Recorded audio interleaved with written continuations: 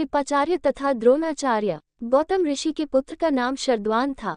उनका जन्म बाणों के साथ हुआ था। उन्हें वेदाभ्यास में जरा भी रुचि नहीं थी और धनुर्विद्या से उन्हें अत्यधिक लगाव था। वे धनुर्विद्या में इतने निपुण हो गए कि देवराज इंद्र उनसे भयभीत रहने लगे। इंद्र ने उन्हें साधना से डिगाने के लिए नामपदी नामक एक देवकन्या को उनके पास भेज दिया। उस देवकन्या के सौंदर्य के प्रभाव से कृप नामक बालक उत्पन्न हुआ और दूसरे भाग से कृपि नामक कन्या उत्पन्न हुई। कृपि धनुर्विद्या में अपने पिता के समान ही पारंगत हुए। भीष्म जी ने इन्हीं कृप को पांडवों और कौरवों की शिक्षा दीक्षा के लिए नियुक्त किया और वे कृपाचार्य के नाम से विख्यात हुए। कृपाचार्य के द्वारा पांडवों तथा कौरवों की प्रारंभिक शिक्षा समाप्त होने के पश्चात अस्त्र शस्त्रों की विशेष शिक्षा के लिए भीष्म जी ने द्रोण नामक आचार्य को नियुक्त किया।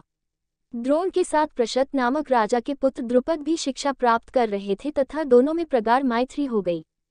उन्हीं दिनों परशुराम अपनी समस्त संपत्ति को ब्राह्मणों में दान करके महेंद्राचल पर्वत पर तप कर रहे थे। एक बार द्रोण उनके पास पहुंचे और उनसे दान देने का अनुरोध किया।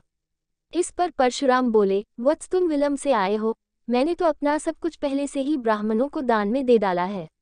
अब मेरे पास केवल अस्त्र शस्त्र ही शेष बचे हैं, तुम चाहो तो उन्हें दान में ले सकते हो। द्रोण यही तो चाहते थे, अतः उन्होंने कहा, हे गुरुदेव, आपके अस्त्र शस्त्र प्राप्त करके मुझे अत्यधिक प्रसन्नता होगी, किंतु आपको मुझे इन अस्त्र शस्त्रों की शिक्षा दीक्षा देनी होगी तथा विधि विधान भी बताना होगा। इस प्रकार परशुराम के शिष्य